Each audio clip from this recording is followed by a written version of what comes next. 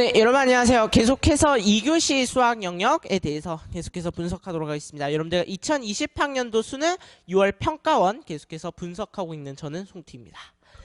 수학 영역 상처만 남은 시험이었어요.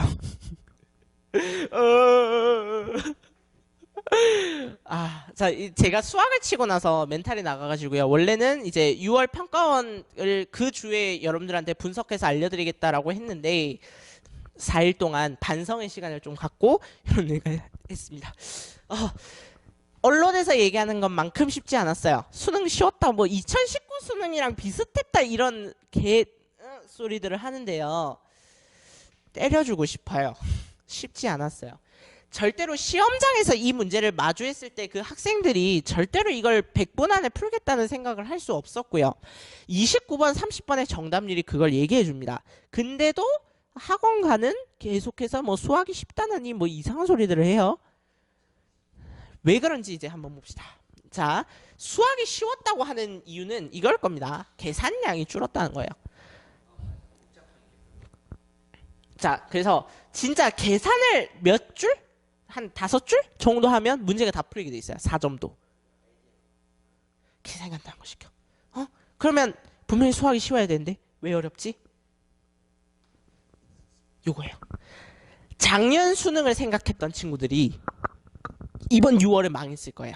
작년 수능에 뭔가 약간 나는 작년 수능이랑 뭔가 핀트가 맞다라고 생각한 친구들은 이번 수능이 어려웠을 거고요. 난 작년 수능이랑 핀트가 좀 안 맞는데 하는 친구들 중 일부가, 다 아닙니다. 일부는 이번 6평을 잘 쳤을 수 있어요. 이번 6평을 잘 쳤다면 뭐 좀 해피하겠죠. 근데 이번 6평을 못 쳤다면 좀 불안할 겁니다. 그 불안에 대해서 좀 해소를 해드리려고요. 작년 수능을 생각해서 준킬러 문제에서 내가 그냥 계산으로 쫙 밀어붙여서 답을 내는 스타일이다. 그냥 나는 뭐 생각 이런 거 잘 안 하고 그냥 문제를 풀 때 이 문제는 이렇게 이 문제는 이렇게 약간 알고리즘을 만들어서 내가 계산으로 쫙 밀어붙이면 답이 나온다고 생각했던 친구들이라면 이번 수능 망했을 거예요. 이번 6평을 망했을 거예요. 수능을 망하면 안 되죠. 6평을 망했을 거야. 크게 하락했을 거예요. 특히 내가 항상 수학은 안정적으로 88, 92, 96 이 사이에서 왔다 갔다 했던 친구들이라면 이번 6평에서 갑자기 점수가 70점대가 나올 수 있어요. 나예요. 그러면 이제 하나씩 얘기해 드릴게요. 왜 이런 사태가 벌어졌는지. 킬러가 무의미해졌어요. 킬러. 21, 29, 30이 난이도가 쉬워졌어요. 쉬워진 거 맞아요. 6평에 기존에 나왔던 21, 29, 30이라면 이번 21은 정말 무의미해요. 20번의 난이도보다 조금 높거나 비슷한 수준? 그 정도예요. 21번이. 그래서 무려 21번은 오답률 탑5에 들어가지 않습니다. 오답률 탑5 안에 21번은 없어요. 그만큼 21번이 쉬웠다는 거고 29번, 30번은 근데 오답률이 매우 높단 말이죠. 그 이유는 손을 못 대서일 거예요. 앞에 문제에서 시간이 다 뺏겨서 감히 손도 댈 생각조차 안 했을 거예요. 내도 그랬어요. 반응 한번 볼까요? 1등급들한테는 이번 6평에 1등급을 받았던 친구들한테는 너무 쉬웠을 거예요. 왜냐? 계산을 시키지 않거든. 그러니까 이 친구들은 기본적으로 머리가 똑똑한 친구들이에요. 머리가 똑똑했던 친구들은 이번 수능은 그냥 생각해서 뭔가 문제를 푸는 유형들이 많았기 때문에 너무 쉬웠다고 생각했을 거예요. 제가 이제 생투를 하거든요. 생투를 하니까 이제 시험이 끝나고 나면 생투 스터디 모임 그 카톡에서 뭐가 올라와요. 근데 다 하는 말이 수학이랑 생투가 너무 쉬웠다는 거야. 21번이 막 그냥 슥슥슥 했는데 나왔대요. 공감해요. 그 친구들은 그럴 수 있어요. 준킬러가 너무 쉬웠기 때문에. 근데 2, 3등급 친구들이라면 내가 1등급이었는데 갑자기 2, 3등급으로 떨어지는 친구들을 내가 왜 2등급에 있지라는 생각을 할 수도 있고요. 17, 18번부터 말렸을 거예요. 2등급을 받았던 친구들이라면 17번부터 갑자기 안 풀리거나 아니면 17번까지는 괜찮았는데 18번부터 말렸거나 17, 18이 만악의 근원이야 지금. 2, 3등급 친구들한테는 찍은 거 맞은 게 없어요. 그 친구들 또 언해피하죠. 찍은 게 맞은 게 없어. 그다음에 4등급 이하는 언제나 4점부터 어려웠고 이번에는 3점조차 만만하지 않았어요. 쌍곡선부터 막혔을걸? 왜 이거 뭐 이렇게 이게 한 번에 계산 나온 친구들이 잘 없을 거예요. 이 등급대라면 한 번 절었던, 그러니까 계산을 한 번 절었을 거예요 아마.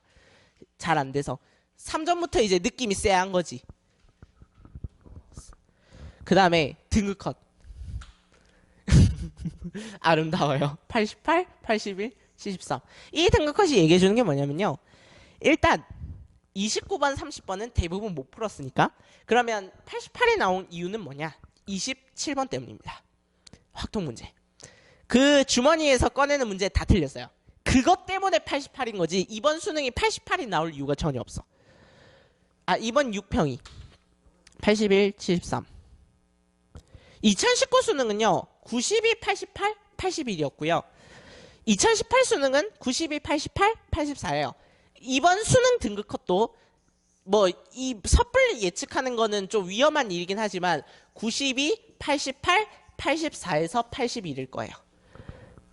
다시 두 문제 틀리면 1등급, 세 문제 틀리면 2등급, 네 문제 틀린 것까지 3등급. 그리고 뭐 3점 하나 바보같이 틀려주면 3등급. 이 사이에서 더 이상 변하지 않을 거예요. 이과는 수학이 거의 절대평가화 됐다고 보시면 됩니다. 그냥 절대평가예요. 92, 88, 84가 바뀌지 않아. 영원히. 이게 뭐 6, 9평에는 여러 등급컷 변화가 있죠. 91점은 도대체 어떻게 나온 등급컷인지 좀 궁금한데. 어쨌든 여기에서 변하지 않는 겁니다. 수능은. 이게 절대평가가 됐다라고 생각을 하시고, 그래서 내가 두 문제를 틀리면 1등급, 세 문제를 틀리면 2등급, 네 문제를 틀리면 3등급. 이렇게 한 문제 틀릴 때마다 등급이 하나씩 내려간다고 생각을 하시고 이과는 접근을 해야 돼요. 문과는 안 그래요. 문과는 해피하죠. 1등급 88. 해피합니다. 근데 이과는 전혀 그렇지 않아요. 상황이 정말 안 좋습니다. 54만 명 중에서 이과 수학을 치는 인구가 18만 명, 17만 명밖에 안 돼요. 당장 부산만 하더라도 부산대 이외에는 나형을 보는 데가 없어요. 아, 가형을 보는 데가 없어요. 다 부산대 밑에 부경대죠? 이거 대학 서열화를 조장하나요? 뭐 다들 그렇게 생각하니까 부경대부터 나를 봤잖아요. 동아대도 나를 봤고. 그러니까 이제 아무도 가를 안 하는 거죠. 부산대를 갈 생각이 없으면. 부산에 있는 친구들은. 이거는 이제 국어에도 얘기했었는데요. 인원수가 54만 명, 5만 명 줄었어요. 근데 재학생은 46만 명이에요. 근데 졸업생은 2,000명이 늘었어요. 5만 명이 줄면 재학생도 줄고 졸업생도 줄는 게 정상인데 재학생은 줄은 거 맞아. 졸업생은 늘었어. 이런. 근데 여러분들 조심하셔야 될 거예요. 이과는 여러분들 반수를 노리는 친구들이 있다는 거예요. 작년 수능을 쳤던 친구들. 근데 작년 수능을 못 쳤어요. 그러면 그 친구들이 수학을 못 쳤을까요? 잘하던 친구들인데? 아니요. 국어를 못 쳤을 거예요. 그러면 수학을 원래부터 잘하던 친구들이었다고요. 근데 그 친구들이 표본으로 유입되는 게 6월이 아니라 9월이죠. 9월에 표본으로 유입되면 다시 등급컷이 92, 88, 84로 돌아올 겁니다. 그래서 내 등급컷은 항상 절대평가다라고 생각을 하고 수능을 보시라는 거예요. 자, 이제 오답률을 분석을 좀 해봅시다. 정답률 써놓은 거 아닙니다. 93.2, 92.7. 자, 이걸 얘기해주는 건 너무나 명확해요. 뭐예요? 손 안 댔다는 거예요. 요까지 도전할 시간이 없었다는 거예요. 29번, 30번 자체의 난이도가 어려웠다는 게 전혀 아니야. 이게 어려웠으면 이게 안 나와요. 이거는 손을 못 댔다는 거야. 아예. 어려우면 98, 99. 그러니까 최상위권 친구들은 30번, 29번을 풀었을 때 맞췄다는 얘기예요. 최상위권들은.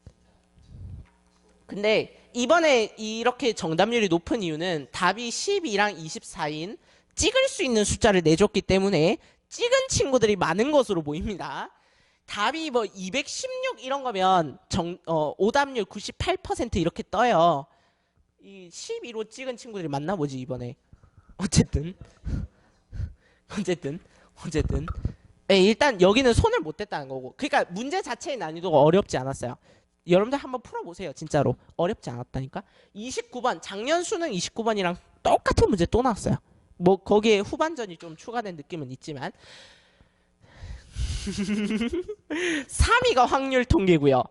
5위가 경우의 수입니다. 야. 자, 이게 얘기해 주는 게 뭘까요? 너무 명확하죠? 이과생들은 확통을 무시해왔다는 거죠. 확통 그 6문제 내가 못 맞추겠나. 확통 이번에 몇 문제 나왔죠? 8문제인가요? 6문제인가요? 모르겠는데 일단 최소한 4분의 1 이상은 다 틀리고 왔다는 거죠. 심지어 더 놀라운 건 25번은 3점이었다는 겁니다. 3점. 오답률 베스트 5 안에 4점이 들어있는 것도 아니고 3점이 들어있어요. 이거. 이과생들이 그동안 확통을 얼마나 무시해왔는지를 잘 알 수 있는 대목인 거죠. 이제는 확통을 좀 제대로 공부할 때가 왔다는 겁니다. 제대로. 뭐 여러분들 9월 평가원 아직 여러분들 6월 평가원 아직 전범이 아니었죠? 뒤에 공간도형 나올 거고요. 공간 벡터 나올 거고요. 그 다음에 통계 부분 남아있죠? 조건 확률은 나왔고 어떻게 될지 모른다는 겁니다. 여러분들이 통계를 쉽다고 생각하죠? 지금은? 근데 9월 평가원에서 갑자기 찬물 훅 끼얹을 수 있다는 겁니다. 공간도형, 공간 벡터 여러분들이 뭐 옛날에도 어렵게 생각했지만 근데 7위가 18번이죠. 만학의 근원. 여기에서 이제 2, 3등급이 다 말렸다는 거야. 2, 3등급은 여기서 다 말렸고 그 다음에 21번이 놀랍게도 5위 안에는 안 들어갔어요. 6위로 내려갔어. 이 말이 무슨 말이에요? 여기에서 멘붕이 다 벌어지고 21번을 풀만 했다는 거예요. 이거는 찍어서 맞춘 확률이 아니잖아. 2번을 누가 찍을 생각을 해. 이거 찍어서 맞출 확률은 아닌 것 같아요. 이거는 풀 수 있었다는 거야. 왜냐하면 기출에 있었던 내용을 반복해서 또 냈어요. 그렇기 때문에 이거는 쉬웠어. 21번은 객관적으로 쉬운 거 맞아요. 자, 수능 수학의 변화 다시 과거로의 회귀입니다. 과거로의 회귀. 다시 돌아온 거예요. 어느 수능 때로 돌아왔느냐? 2017, 2018 수능 때로 다시 돌아온 겁니다. 2017, 2018 수능으로 돌아온 거예요. 자, 그러면 봅시다. 확통 어려워졌어요. 확통 만만하게 보면 안 돼요. 그 다음에 또 이거예요. 이제는 너네가 생각하지 않고 경우의 수를 일일이 나열하면 어떻게든 실수하게 만들겠다는 의도가 보여요. 이번에는 운 좋게 넘어갔을 수 있지. 근데 이제는 경우의 수를 일일이 나열하면 실수를 할 수밖에 없게 만들겠다는 거예요.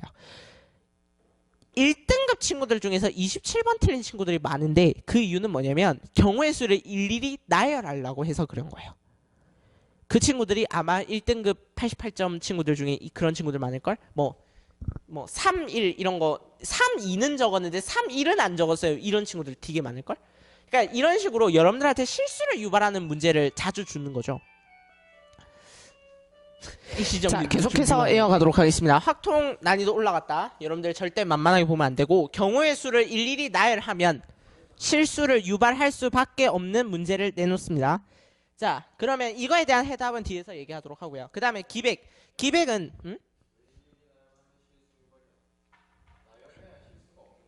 아니지. 나열을 하면 이제는 실수를 유발하게 만들겠다는 거야. 노가다를 하면 넌 틀릴 수밖에 없다. 이 얘기를 하는 거야. 그러니까 아니 3, 2랑 뭐 3, 1이랑 이거 고려 안 한 친구들 엄청 많아. 27번 틀린 애들 중에 3일 안에서 틀린 친구들 엄청 많아. 니는 이해가 안 되겠지만 그런 애들이 있다고. 자, 그 다음에 기백이요. 기백은 출제 기조가 옛날에는 기백을 대수적으로 접근했을 때 뭔가 해결되는 게 있어요. 대수라는 건 함수의 측면에서 뭔가를 접근을 하고 좌표를 넣어서 풀면 풀리는 문제가 있었거든요. 근데 18번이 주는 의미가 되게 큽니다. 18번. 기백의 출제 기조를 알려주는 게 바로 18번이랑 그 다음에 29번인데요. 기백은 이제 더 이상 대수로 보지 마라. X축, Y축 너네 좌표 도입해서 푸는 거 다 하니까 그거 하지 마라고 문제 낸 거예요. 기백은 무조건 기하적으로 해석하라라고 하는 의도를 담고 있었어요. 18번 문제 같은 경우에도 기하적으로 뭔가를 해석하라고. 그래서 요 위에 점이 하나 있고요. 맞죠? 이 4분원 위에. 그 다음에 뭐 x는 1 위를 움직이는 요 점이 있고 이 두 개의 벡터를 더했을 때 최대 최소인 거잖아요. 그러면 이거를 뭐를 잡아서 푼 친구들은 여기를 세타라고 잡고 1,a를 넣어서 최대값 최소값을 직접 구하려고 했던 친구들. 그러니까 나같이 뭔가 별 생각을 하지 않고도 그냥 이제 어떻게든 이제 최대 최소는 미분을 하면 어떻게든 풀 수 있다라는 생각을 가졌던 친구들은 여기서 다 틀렸을 거야 아마. 여기서 세타 넣고 계산하면 뭐 답이 -3 이렇게 나와서 루트는 어디서 나오지 뭐 이런 생각이 들었을 거야 아마. 이거 하지 말고 뭐 하라는 거냐면요. 벡터를 더했을 때 가장 크게 될 값이 언제인가를 생각해 보라는 거예요. 머릿속에서. 잘 돌려보라는 거야. 일직선이 될 때 최대겠지 라는 생각을 가지라는 거예요. 그래서 기하로 해석하라. 그래서 저는 9월 모의평가가 조금 두려워요. 공간이잖아요. 이분들이 공간 도형에 대해서 갖고 있는 생각도 이거랑 마찬가지일 거예요. 이번 수특 공간 도형 좀 어렵던데 여기에 만약에 뭐 연계를 해서 나올 일이 잘은 없긴 하지만 연계가 나온다면 어려울 겁니다. 연계 문제가 나오는 게 오히려 안 좋을 수 있어요. 그 다음에 미적은 출제 기조에 큰 변화가 없었는데 근데 미적분 28번에 대한 이야기를 안 할 수가 없죠. 자, 미적분 28번 잠시 문제 한번 보고 갈까요?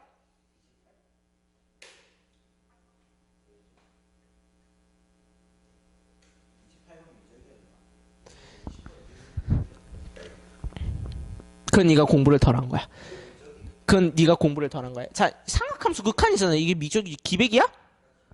미친 또라이 아니야. 자, S1 빼기 S2를 구하랬다 맞죠?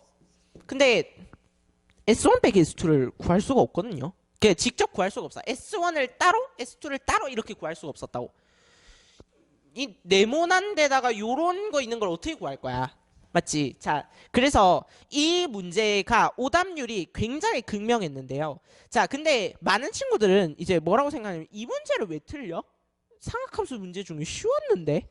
라고 생각한 친구들이 있고 두 번째 친구는 씨발 이걸 S1 빼기 S2 이렇게 구할 생각을 어떻게 해? 라고 생각하는 친구들이 있어요. 자, 두 친구들의 수학을 바라보는 스타일이 굉장히 명확히 다른 거예요.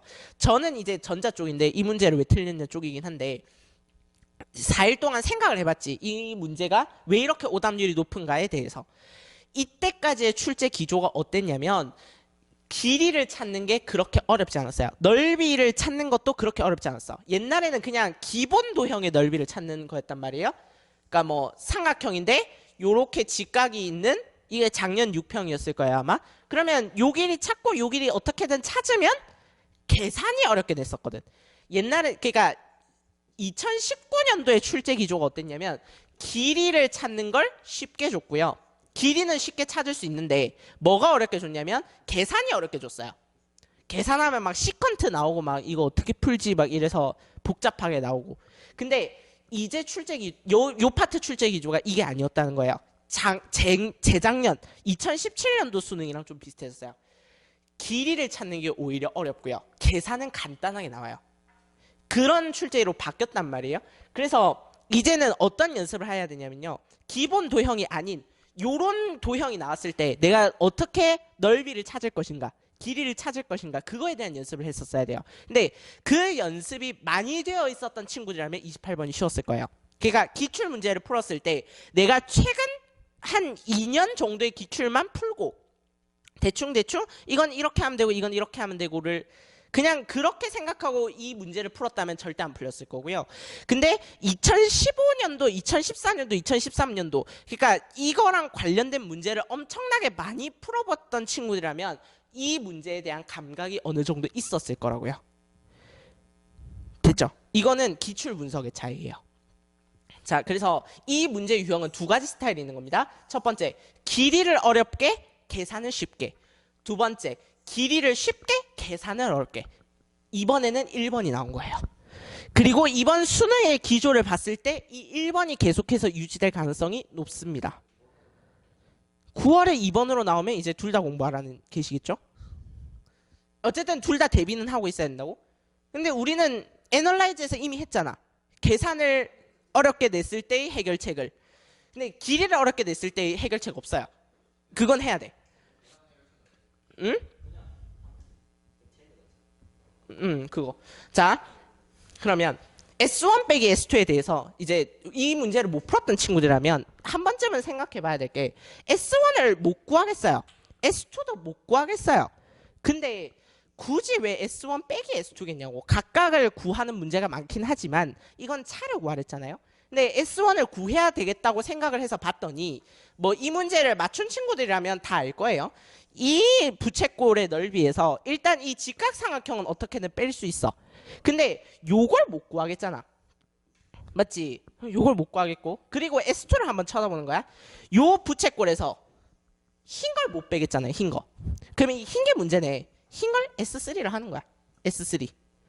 그러면 내가 구할 수 있는 건 뭐냐면요. S1이랑 S3를 합한 거 구할 수 있겠고 S2랑 S3를 합한 거 구할 수 있겠다는 거예요. 그러면 차이를 구하라는 건 이해할 수 있잖아. 이게 생각이 나야 된다니까. 그러니까 내가 못 구하겠으면 아예 적과 동침하겠다는 생각이 들어야 된다고. 적을 여기 이용하는 거죠. S3를 못 구하겠으니까. 그 생각이 나야 된다고요. 이런 기출 패턴은 예전부터 조금씩 있어 왔기 때문에 이 유형에 대해서는 기출을 열심히 공부했던 친구라면 아마 할 수도 있었을 거예요. 자, 그래서 28번에 대한 거는 명확합니다. 못 풀었던 친구들이 못 풀었던 이유도 명확하고요. 그 다음에 할 얘기가 많아요. 그 다음에 미적은 출제 기조가 크게 변하지 않았다. 근데 28번에 틀린 학생들이라면 좀 생각해 볼 필요가 있다. 자기가 미적을 이때까지 공부했던 방법에 대해서. 그 다음에 전체적으로 준킬러에서 타이머 택성의 문제를 많이 냈어요. 그러니까 이제부터는 시간과의 싸움이에요. 어려워서가 아니야. 18번 여러분들 해설 듣고 나서 빡치지 않던가요? 저걸 쉬운 걸 내가 못 풀어가지고 멘붕이 왔단 말이야. 내가 그랬어요. 내가 이 18번이 못 풀어가지고 멘붕이 와가지고 전체 수학을 말았거든요. 이거 그러니까 타이머 특성 문제 공격인데 이게 2017년도, 2018년도 수능이 이런 식의 문제였어요. 그러니까 과거로 돌아갔다는 거예요. 다시 2019 수능이 너무 비기형적으로 이상했다는 거예요. 2019 수능의 문제점은 뭐였냐면 92점이랑 88점 동점자가 너무 많았다는 거예요.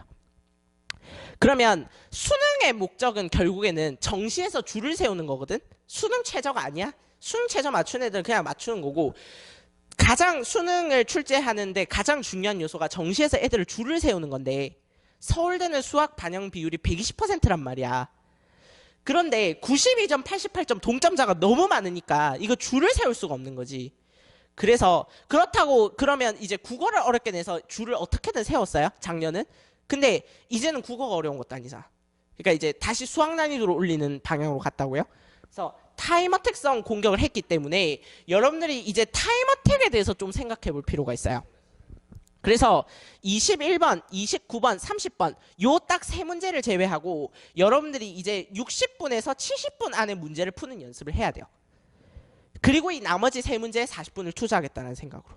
타이머 특성 공격에 대해서는 여러분들이 이제는 시간 관리에 좀 대응을 할 필요가 있어요. 6평의 기조를 반영한 문제라면 요거에 대해서 담겨 있는 사설 문제집을 사세요. 사설 문제집을 사더라도 이 6평 출제 기조에 맞는. 근데 안 나왔어요. 왜냐하면 다 작년 수능을 기준으로 해서 사설 문제를 만들었기 때문에. 그래서 사설 문제는 어려운 걸 푸는 게 낫습니다. 그냥 어려운 거, 막 어려운 거. 수능의 출제 기조에 좀 안 맞더라도 막 어려운 거 푸는 게 나아요. 아니 그런 거 말고 그렇게 어려운 거 말고 그 다음에 빠르고 출제 의도에 맞는 풀이에 대한 고민이 필요해요.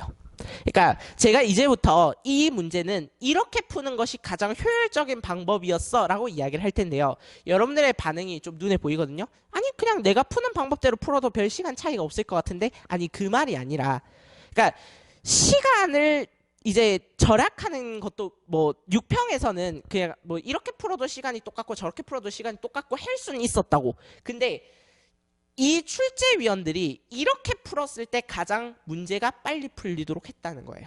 그러니까 그거에 대해서 좀 생각을 해볼 필요가 있고요. 이제는 계산을 많이 주지 않는다 했어요. 근데 그 계산식을 쓰기까지의 생각이 많이 필요해요. 그 생각하는 훈련에 대해서 좀 해볼 필요가 있어요. 그거는 이제 과거의 수능 문제들이 그랬기 때문에 과거의 수능 문제들을 좀 열심히 연습하는 게 나아요. 그래서 제가 애널라이즈에서는 솔직하게 고백을 하자면 애널라이즈는 2019년도 수능을 기준으로 해서 제가 기출 분석을 한 거예요. 2019년도 수능을 기준으로 해서 이제 그 기출을 바라보는 관점에 대해서 이야기를 한 거거든요. 근데 6평 출제 기조가 2019 수능이랑 많이 변했죠.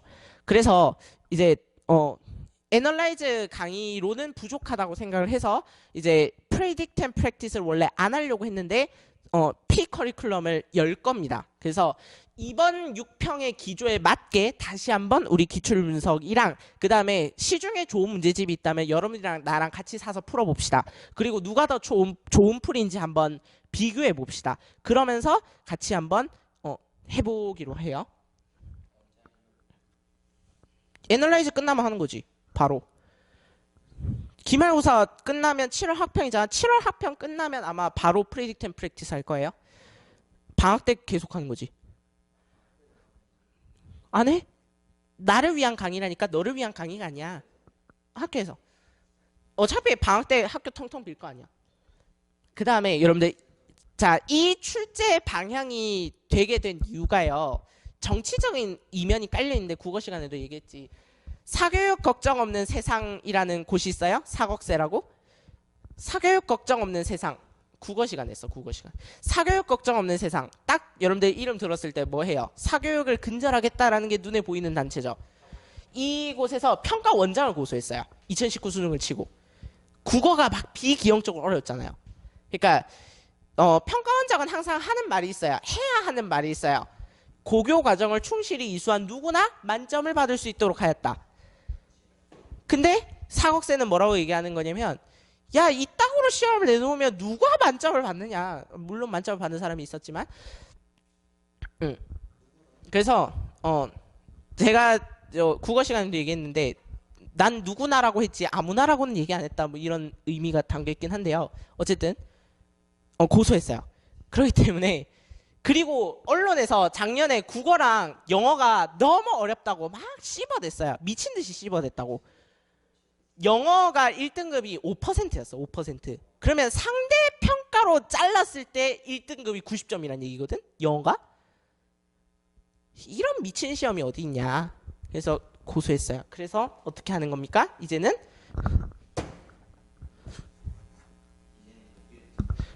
국어랑 영어의 난이도를 낮추는 거죠. 근데 그러면 이제 반대로 뭐가 난이도가 올라가는 거야?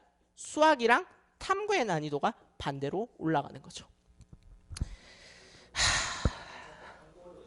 저한테 가장 불리한 시험이 되었습니다. 작년에 칠 걸. 난 작년에 쳤어야 했어요. 수학이랑 탐구가 반대로 어려워졌어요. 수학이 어려워졌다는 건 킬러가 어려워졌다는 게 아니야. 2, 3등급을 변별하겠다는 거야. 92, 88 사이에 등급을 만들겠다는 거예요. 그게 담겨 있는 거라고. 자, 그래서 수학에 대해서 이제 좀 이야기를 해보자면 다양한 풀이에 대해서도 고민을 해야 돼요. 다양한 풀이보다 일관된 풀이라고 적어놓긴 했지만 다양한 풀이가 필요해요. 필요하고 여러분들이 이 문제를 풀 수 있는 모든 방법에 대해서 다 연구하는 거 필요해요. 근데 내가 일관된 풀이라고 써놓은 이유는 내가 시험장에서 갖고 갈 풀이가 무엇인지 결정해야 한다는 거예요. 내가 시험장에서 이 풀이를 갖고 가겠다를 결정해야 되고 그 다음에 출제 의도에 맞게 교과서에 있는 풀이, 교과서가 추구하는 방향에 맞는 그 풀이를 찾아 나가야 된다는 거예요. 신속하고 정확한 풀이. 이제는 그냥 어떻게든 하면 된다가 아니에요. 옛날에 2019 수능의 중킬러는 어떻게든 하면 답은 나오게 되어 있는 그런 거였어요. 근데 이제는 그 출제 트렌드가 바뀌었어. 그게 아니라 과거 수능처럼 생각해야 되고 생각만 하면 몇 줄 안 써도 되는 그런 풀이로 가야 돼요. 그게 출제 의도에 맞는 풀이라는 거지. 그 다음에 준킬러에서 시간을 확보하기 위한 연습인데 이 연습은 어떻게 해야 돼요? 실전 모의고사를 많이 풀어보세요. 21번, 29번, 30번을 제외하고 다 60분 안에 풀겠다는 마음가짐은 갖고 있어야 돼요. 그러니까 1, 2, 3, 4번에서 지체하면 안 되죠. 눈으로 툭툭툭툭 찍고 답 넘기고 이런 연습을 해야 한다고요. 그 다음에 킬러를 제외하고 나머지를 60분, 70분 안에 푸는 연습. 똑같은 문제는 다시 나오지 않잖아요. 네, 똑같은 문제는 다시 나오지 않죠.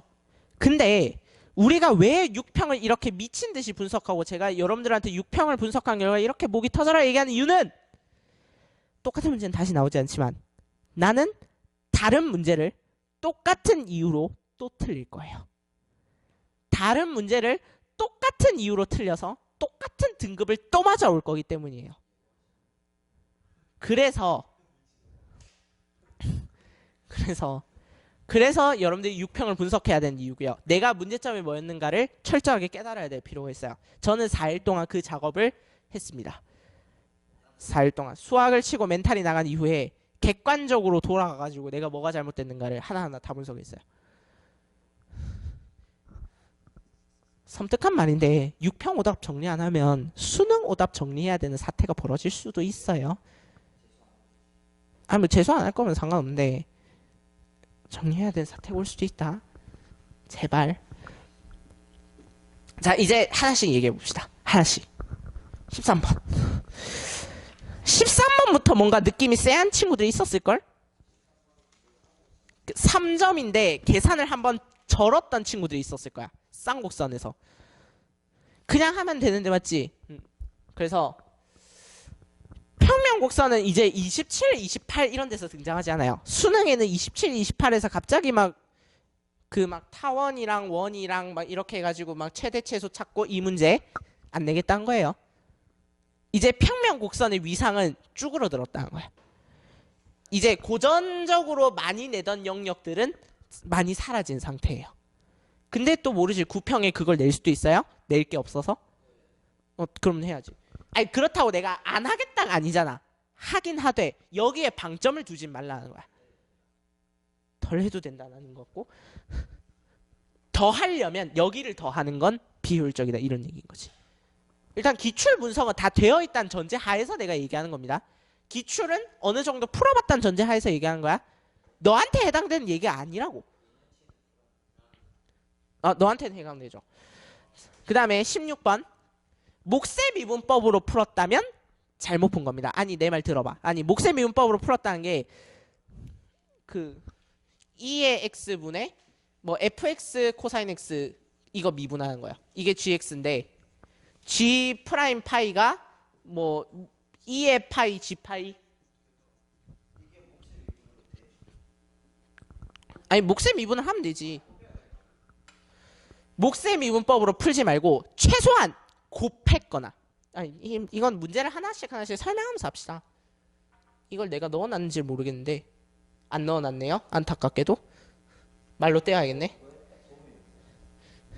자, 이 문제가 어떻게 된 거였냐면 아니 밑에다가 쓰면 잘 안 써지는데 어디다가 쓰지? 잠시만요. 땡기는 게 낫겠다.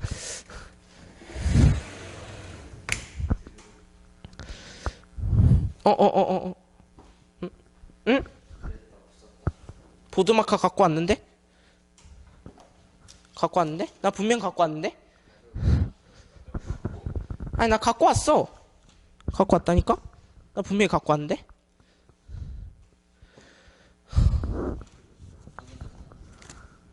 판에 갔다 와봐. 갖고 왔는데. 선생님 죄송합니다. 갔다 와봐. 이거 진하지가 않아서. 아니 이거 안 보여 이렇게 쓰면. 아니 화면에서 안 보여. 요거였거든요. 근데 자 16번 문제가 g파이가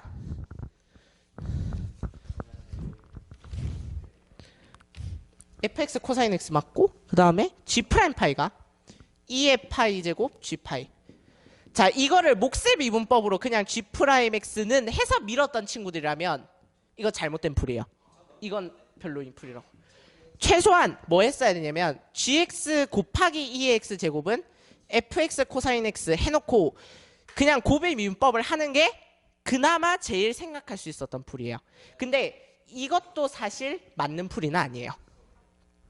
자, 잘 생각해 봅시다. 지금 뭘 구하라고 했냐면 f파이분의 f'파이를 구하랬거든. 그러면 이게 뭐를 미분해서 이게 나올까? ln이지. g파이랑 g'파이의 관계를 준 이유가 뭘까? g파이분의 g'파이가 2의 파이 제곱이라는 걸 준 것도 ln을 미분하라는 신호였다고. 그래서 이 문제는 ln으로 처리했던 게 가장 깔끔하고 출제 의도에 맞는은 모르겠지만 뭐 이분들은 아무 생각 없이 냈을 수도 있어요. 어쨌든 이게 가장 깔끔했던 풀이에요. 쉽죠? gx분의 g'x 바로 나오지? 그 다음에 fx분의 f'x 바로 나오지? 그 다음에 코사인 미분하면 코사인분의 사인, 맞사인. 그 다음에 마이너스 ln 2x 제곱이니까 어차피 이거 절대값 날아갈 거고 x 요렇게 가서 미분하면 1. 그러면 g파이분의 g'파이가 2의 파이 제곱이니까 2의 파이 제곱은 fx분의 f파이분의 f'파이. 왜 얘는 하나는 x고 얘는 하나는 파이니? 그 다음에 마이너스 사인 파이니까 0 마이너스 1. 그래서 f파이분의 f'파이는 2의 파이 제곱 더하기 1이라는 게 바로 나오죠. 자, 그래서 이제는 이런 걸 고민해야 된다는 겁니다. 내가 그냥 어떻게든 푼다가 아니에요. 어떻게든 풀었어도 답은 나왔을 거야. 근데 여기에서 시간을 뺏겼다면 29번, 30번은 감히 손도 못 대는 거지. 이런 것들에 대해서 여러분들이 좀 많이 고민해봐야 된다고요. 이제는. 아니? 난 집가서 생각난 거야. 집가서. 아니. 이건 했지 이거. 내 집가서 생각한 거야.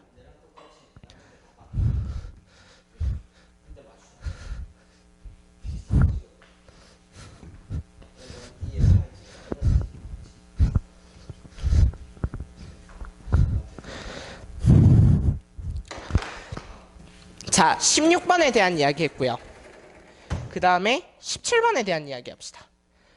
자, 17번은 A의 K. 요거가 해석이 안 됐던 친구들이라면 17번이 어려웠을 거야. 근데 17번은 어려워서는 안 돼. 아니, 네가 제발 문제집을 갖고 와.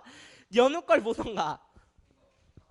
AK에 대한 이제 정확한 이해가 있었다면 시간 단축이 충분히 가능했고요. 그러니까 확통은 가나다 문제는 조건을 완벽하게 이해하는 게 필요하다는 겁니다. 조건을 완벽하게 이해하지 못했다면 시간이 많이 걸렸겠죠. 그 다음에 제일 안타까운 게 다해서 M은 8을 구했어. 근데 이게 무슨 말인지 몰라가지고 여기에서 또 일일이 계산했다는 친구들이 있거든요. 이건 바보 같은 짓이죠. M은 8이라는 걸 구했으면 8이면 N은 뭐든지 다 된다는 거잖아.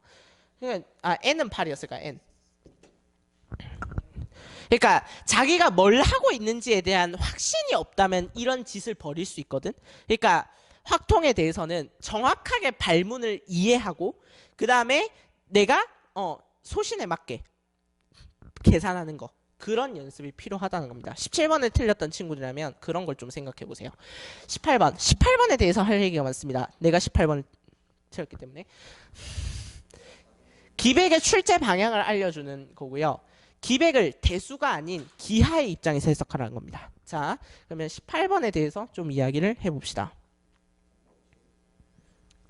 자, 지금 4분원 위에서 맞죠? 4분원 위에 여기가 3,0이라고 돼 있었고요. 여기가 0,3이라고 돼 있었어요. 그때 x는 1 위를 움직이는 점 p가 있고 그 다음에 요 4분원 위를 움직이는 점 q가 있을 때 자, 뭐라고 했냐면 OP 벡터 더하기 OQ 벡터의 크기가 최대가 되도록 하랬나요? 최대가 되도록 하는 걸 FA라고 했을 때 옛날에는 이 최대값을 구하라고 했었어요. 근데 문제가 바뀌었지.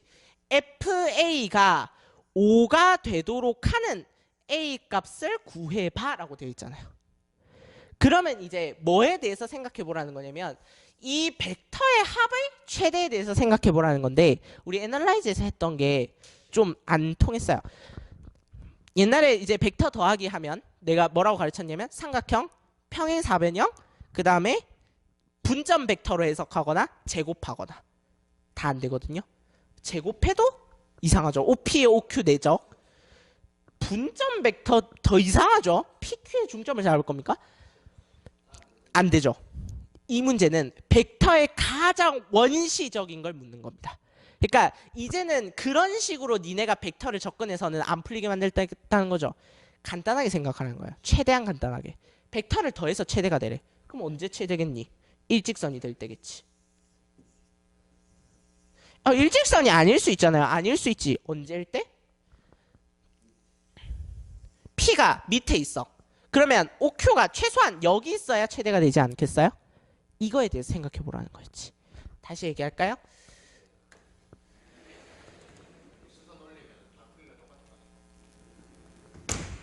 아니 Q를 옮겨야지. 그때는. 다시. Q도 움직이니까.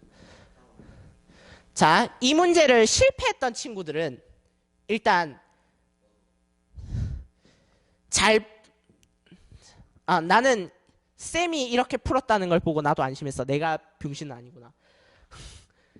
Q가 있고요. 그 다음에 X는 1 위로 움직이는 P가 있고, 맞지? 그랬을 때, 자, 이렇게 푼 친구들이 있어. 나같이 푼 친구들. 여기를 세타로 잡아서 3 코사인 세타, 3 사인 세타. 미적을 열심히 한 친구들인 거지, 이 친구들은. 되게 미적을 열심히 했어. 그러면 여기가 1,2잖아. 그러면 이걸 더해. 왠지 더하라니까 진짜 더해야 될 것 같잖아. 3 코사인 세타 더하기 1, 3 사인 세타 더하기 A. 이렇게 해서 합성해서 또 문제를 풀었던 친구들이 있어요? 안 풀려요. 왜냐하면 4분원이기 때문에. A가 자꾸 변해서 안 돼. 그래서 이런 식으로 기백을 뭔가 대수적으로 해석하면 최대 최소니까 미분하면 어떻게든 되겠지라는 생각으로 풀었던 친구들이라면 이 문제 망했을 거예요. 그게 아니라는 거지. 기백이 기하와 묶여있는 이유는 니네가 이걸 기하로 해석해야 되기 때문이라는 거지. 대수가 아닌. 계산하지 말라는 거예요. 생각해보라는 거지. 그러면 P가 위쪽에 있다면 Q가 어디에 있어야 되고 P랑 동일선상에 있어야 되고 이때가 최대가 될 수 있고 그 다음에 P가 밑쪽에 있다면 Q가 여기 있어서는 최대값이 되지 않잖아. 각이 너무 크니까. 각을 최대한 줄여서 Q가 여기 있어야 된다라는 생각을 할 수 있어야 풀렸죠. 됐나요? 그러면 OQ의 크기는 항상 3이니까 그러면 OP의 크기가 2가 되도록 조절하면 됐었고요. 1번 경우에는 그 다음에 2번 경우는 요렇게 한 게 요 벡터니까 그러면 얘는 그냥 좌표로 푸는 게 더 편했어요. 3,0, 1,a니까 4,a의 좌표가 크기가 5가 되도록 하는. 근데 a가 마이너스여야 되는 거죠. 뭐 이런 식으로. 자세한 해설까지도 못하고요. 요 정도. 그래서 18번에 대해서는 이제는 벡터를 이런 식으로 해석하지 말라는 겁니다. 삼각형, 평행사변형, 분점, 제곱 이런 식으로 해석하지 말라는 거예요. 됐죠? 29번도 그게 확실했어요. 그래서 29번에 대해서도 좀 이야기를 할게요. 그 다음에 20번. 디귿번이 잘 안 풀렸던 친구도 있을 거예요. 뭐 나는 기억 니은부터 안 풀렸는데 그러면 적분 공부를 다시 해야 되는 거고 그 친구들은 적분에 대해서 뭔가 이해가 부족하다는 거니까 시간이 없었습니다는 이제 다른 문제고 20번에 디귿이 만약에 안 풀렸다면 적분법 파트 공부 좀 더 하세요. 근데 특히 뭐에 대해서 치환적분에 대해서 좀 더 본질적인 이해가 필요하다는 겁니다. 뭐냐면 20번 풀다 보면 어떤 게 나오냐면 또 칠판을 들어 옮기기 싫은데 이게 나와요. 2분의 1에 fx에 라지 fx 이런 게 나와. 이걸 보면 무슨 생각이 들어야 될까? 치환적분 생각이 들어야 된다고. 근데 무조건 치환하는 게 아니라 fx 미분한 게 라지 fx 미분한 게 fx잖아. 그러면 뭘 적분하면 얘가 나오는데 fx에 네요. 중간에 테이프 바꿨어요. 자, 디귿. 디귿. 디귿이 뭐라냐면 라지 fx를 0에서 x까지 ft dt라 할 때 F1 더하기 라지 F1의 제곱은 1이다.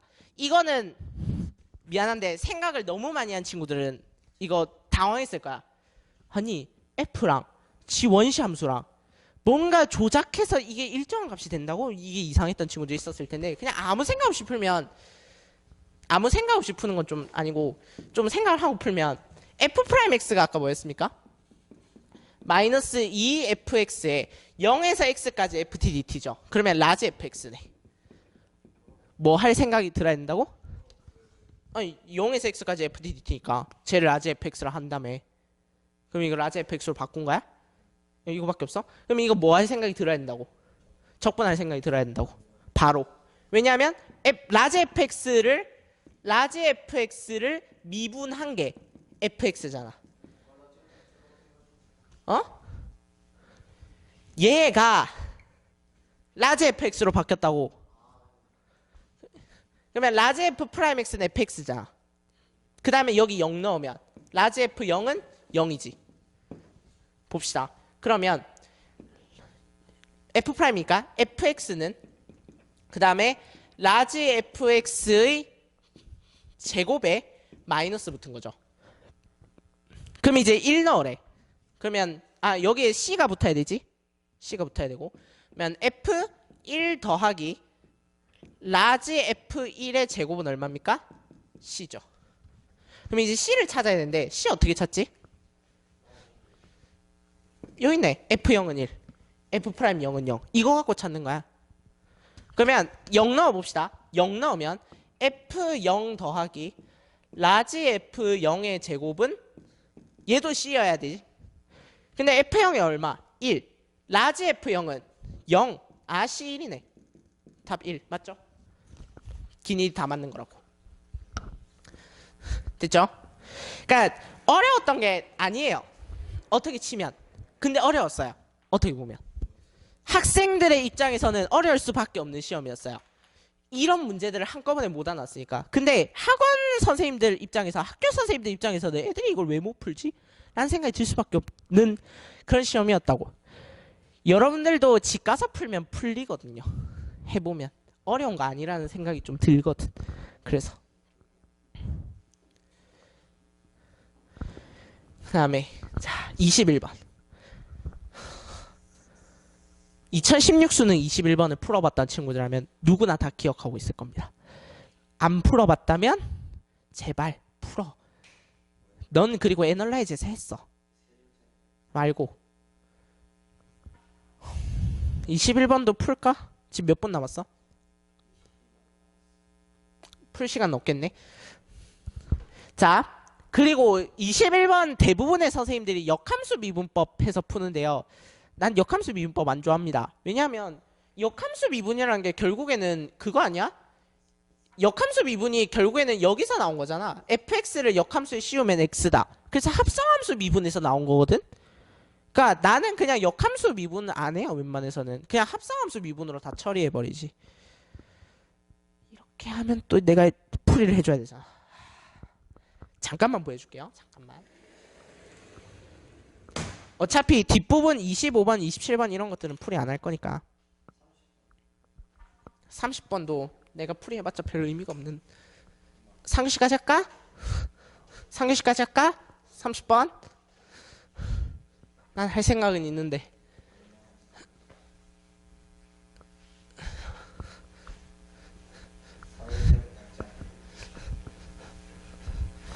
자 21번 봅시다.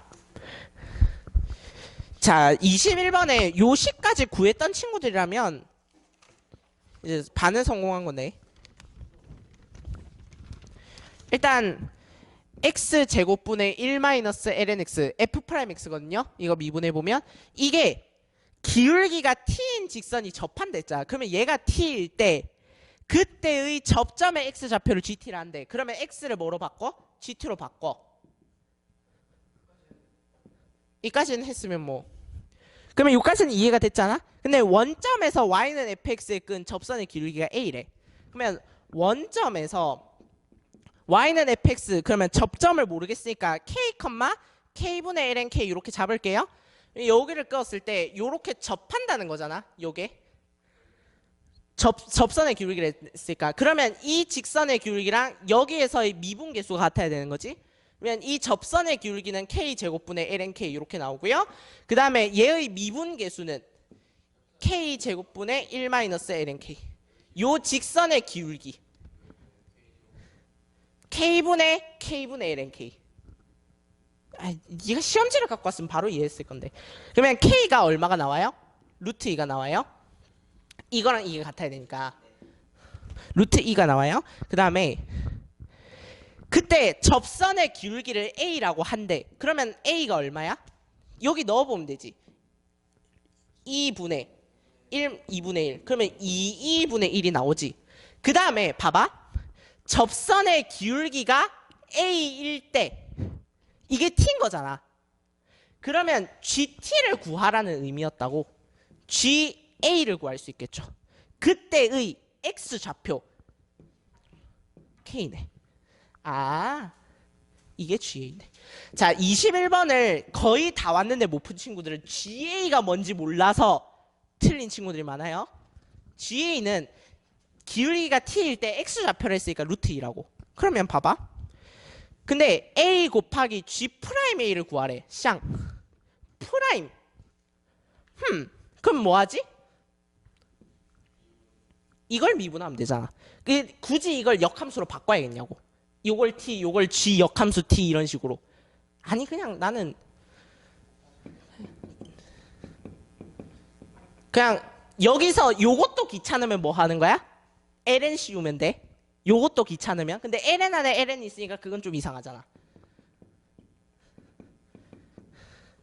그러면 요거 미분하시면 gt의 제곱 더하기 t 곱하기 2gt의 g 프라임 t 이렇게 나오고요. 그 다음에 마이너스 gt분의 g 프라임 t. 근데 g 프라임 a를 구하라며. 그러면 ga의 제곱 2 더하기 2 곱하기 t가 얼마야? a니까 2분의 1. 그 다음에 gt 얼마야? ga니까 루트 2. 그 다음에 g 프라임 t 모르지. g 프라임 a 는 마이너스 ga분의 루트 2분의 g 프라임 t 모르고 a.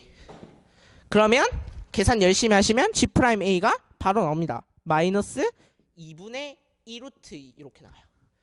그러면 a가 아까 얼마였으니까 2분의 1이었으니까 요거 두 개 곱하면 마이너스 4분의 루트 2 나오죠. 어려운 문제 아니었다고. 2016 수능 21번을 연습했던 학생들이라면 충분히 맞출 수 있는 문제였어요. 그거 있잖냐. H5인데 이게 F5 빼기 G5에 그럴 똑같은 거 아니냐고. 이게 F'5 빼기 G'5 이거랑 똑같은 문제였다고. 그러니까 기출을 열심히 분석했던 학생들이라면 21번이 전혀 어려운 문제가 아니었을 거예요. 21번이 킬러가 아니었다고.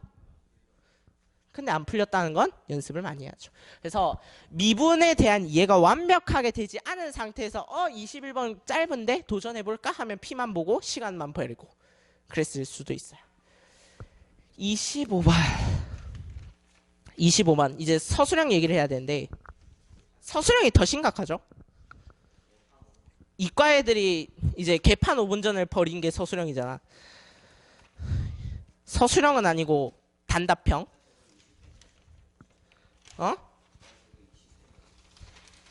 20은 그냥 아예 개념이 없는 거고. 자, 25번에 답을 120이나 240으로 쓴 친구들 무슨 조건 놓쳤냐면 치역의 원소의 개수가 4개이다라는 단서를 놓친 거예요. 치역이 4개여야 되는데 자기가 4개인 걸 생각을 해놓고 OC사를 골라놓고 4개인 걸 생각 안 한 거야. 그 3개로 만들어버리거나 막 그런 친구들 다 120이나 240으로 썼어요. 그래서 내가 문제를 풀었을 때 이게 조건에 맞는가를 항상 확인하는 연습. 다시 조건으로 돌아가서 내가 푼 게 맞는가를 검산하는 연습이 필요해요. 아니 아까는 시간 단축하라면서요. 아니 그 둘 다 해야지. 검산도 하고 시간 단축도 하고. 둘 다 고민하세요. 다음에 27번. 일일이 경우의 수를 다 나열했다면 틀리게 만들었던 문제였어요. 그래서 좋은 풀이 아니에요. 좋은 풀이가 아니라고. 거기서 시간을 다 뺏긴 거잖아. 딴 문제를 안 풀었으니까 그렇겠지.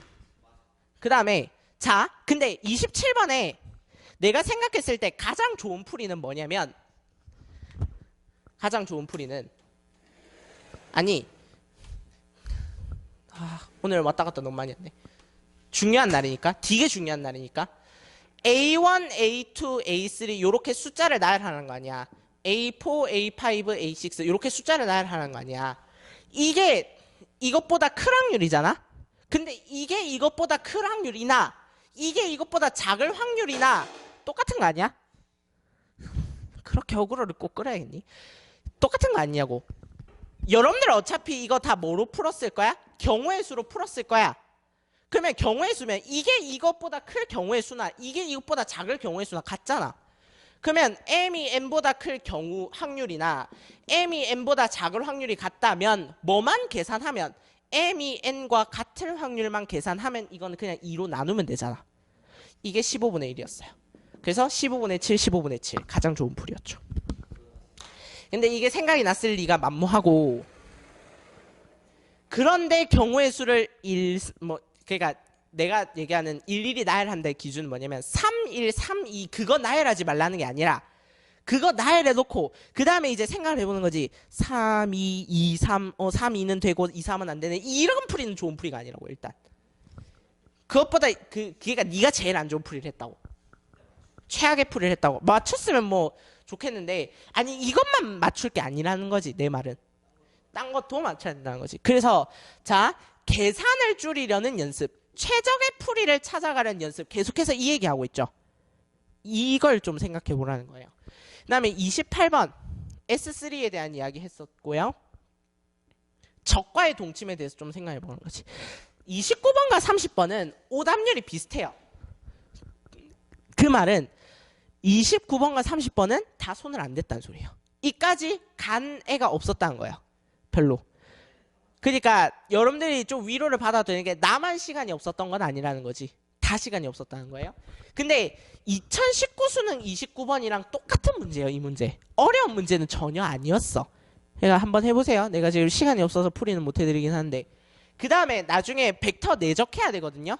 근데 벡터 내적은 우리가 여러 가지 방법이 있었잖아요. 벡터를 쪼개서 내적하는 방법도 있었고 그 다음에 벡터를 내적할 때 뭐 곱하기 뭐의 코사인 세타 이렇게 하는 방법이 있었잖아.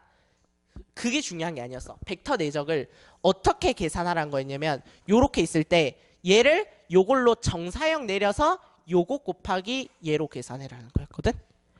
그러니까 이게 결국에는 뭐냐면 기하학적인 의미잖아. 벡터 내적의 기하학적인 의미. 그러니까 기하와 벡터에서 뭘 강조한다는 느낌이 드는 거야? 기하가 계속해서 강조되는 거예요. 벡터라는 건 원래 기하라고 하는 상황을 그 함수라는 체계 위에 올려놓기 위해서 만들어진 과목이 맞거든? 근데 그게 아니라 기하라는 입장에서 벡터라는 특수한 상황 위에서만 생각하라는 거야. 다른 거 끌어오지 말고 함수 끌어오지 말고 기하로만 해석하라는 거야. 그거에 대해서 좀 고민을 해보세요. 그래서 기백에 대한 출제 방향이 다시 명확해졌습니다. 30번 일단 여기까지 손댈 생각하는 친구들 전혀 없었고요. 그래프 막 이상하지 않든? 건들고 싶지도 않게 생겼어. 맞아. 근데 30번이라는 위상은 여전해. 30번의 난도에 걸맞는 문제긴 해. 그렇다고 이때까지 출제됐던 30번들이랑 다 비교해봤을 때는 30번이 그렇게 어려운 난이도 아니었어요. 우리가 수업 시간에 풀었던 난이도랑 비슷해요. 2018년도 30번, 2017년도 30번이랑 비슷해. 난이도가. 그렇기 때문에 이전의 킬러들에 비하면 절대 난이도가 높다고 할 수는 없고요. 물론 계산량도 좀 있고 그 다음에 루트 계산도 있는 좀 짜증나는 문제긴 해. 근데 30번을 감안한다면 계산량이 오히려 줄은 거야. 이거는. 네가 30번을 풀어봐야 뭘 알 텐데 맞지? 그 다음에 또 치환적분에 대해서 또 강조되는 거였죠. 그 다음에 이제 학원 선생님들은 아마 21번, 30번을 다 역함수라고 생각하실 텐데 난 역함수라고 생각 전혀 안 하고요. 그러니까 역함수로 푸는 게 뭐 정석이겠지, FM이겠지. 근데 21번 봤잖아. 나 역함수 전혀 생각도 안 한다니까. 왜냐면 역함수 미분이라는 게 다 합성함수 미분에서 나온 거거든. 다 합성함수 미분으로 막을 수 있어. 역함수 미분인데 합성함수 미분으로 안 돼. 이런 거 없거든. 합성함수 미분에 대해 생각해 보시고, 그 다음에 치환적분에 대해서 좀 고민해 보세요. 이번에 약간 화두가 되고 있는 게 치환적분 쪽인 것 같으니까. 돼? 그래서 집 가서 천천히 생각해 보면 충분히 맞출 수 있습니다. 충분히 맞출 수 있고, 그렇기 때문에 여러분들이 좀 풀어봤으면 좋겠다라는 거고요. 그래서 29번이라서 안 풀어, 30번이라서 안 풀어, 그런 소리는 제발 좀 안 했으면 좋겠습니다. 그만큼 29번, 30번이 할만해졌어요. 근데 다시 얘기하지만 29번, 30번이 할만해졌다고 해서 여러분들이 손댈 시간이 없는 거지. 그러니까 손댈 시간을 만드는 게 관건이 될 겁니다. 그걸 이제 여러분들이랑 애널라이즈 커리큘럼에서는 연습을 못했잖아요. 안타깝게도. 그러니까 제가 이제 사죄의 의미가 좀 담겨 있습니다. Predict and Practice에서 이번 6평에 맞게 시간 연습을 좀 할 테니까 여러분들이 이제 또 같이 따라와 줬으면 좋겠습니다. 자, 이렇게 해서 6평 수학 분석은 전부 다 마치고요. 자, 그러면 우리는 이제 영어나 또 가탐에서 뵙도록 하겠습니다. 수고하셨습니다.